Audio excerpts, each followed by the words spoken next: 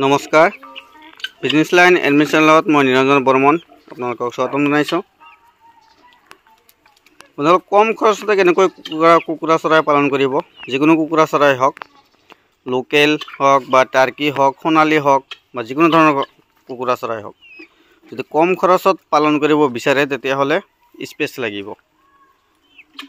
মানে কিছুমানে 2 বিঘা 3 বিঘা এনেকুৱা ৰবৰ বাগান ডাইৰেক্ট চাৰিওফালে বাউণ্ডাৰী দি দিয়ে, আৰু কিছুমানে 2-3 বিঘা তামোল বাগান আছে, এই তামোল বাগান কমপ্লিট মানে বাউণ্ডাৰী দি দিয়ে।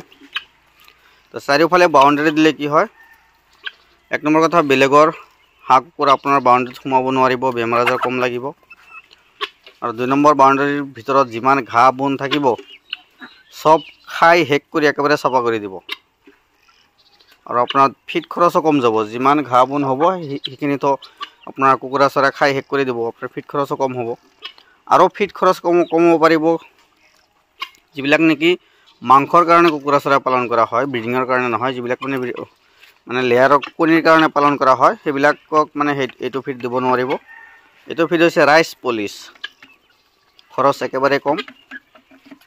তো ৰাইচ পলিছ আৰু ভাত এইবিলাক মিক্সিং কৰি দিব পাৰে, কিন্তু ৰাইচ পলিছ আৰু ভাত যদি দিয়ে সেইখিনিৰ লগত আপোনালোকে মাল্টিভিটামিন, মিনাৰেল, কেলছিয়াম এইবিলাক মিক্স কৰি দিব লাগিব। তেতিয়া কুকুৰা চৰাইৰ ভিটামিনৰ কমি নহয়, মিনাৰেলৰ কমি নহয়, কেলছিয়ামৰ কমি নহ'ব, আৰু কুকুৰা চৰাইখিনি সোনকালে ডাঙৰ হৈ যাব। আৰু ৰাইচ পলিছ দিলে কি হয়, মানে সিহঁতৰ চৰ্বিটো বাঢ়ি যাব কুকুৰা চৰাই। যিকোনো কুকুৰা চৰাইৰ মানে চৰ্বিটো বাঢ়ি গ'লে কুকুৰা চৰাই সোনকালে ডাঙৰ হ'ব।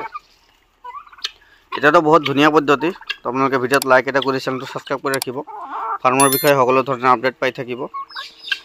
তো বৰ্তমান ময়ো ইহঁতক দি আছোঁ ৰাইচ পলিছ আৰু ভাত এইবিলাক মিক্সিং কৰি দি আছোঁ, কিন্তু মিক্সিং কৰি মই এক টাইমহে দিওঁ, আৰু এক টাইম দি আছোঁ ইহঁতক লেয়াৰ ফিড, যিহেতু কণীৰ কাৰণে ৰখা আছে। এইবিলাক মোৰ বিজনেছ হৈছে পোৱালি চেল কৰা, সেইকাৰণে মই ইহঁতক লেয়াৰ ফিড দিওঁ, আৰু এক টাইম ইহঁতক ৰাইচ পলিছ বা কেতিয়াবা ধান এইবিলাক দিওঁ।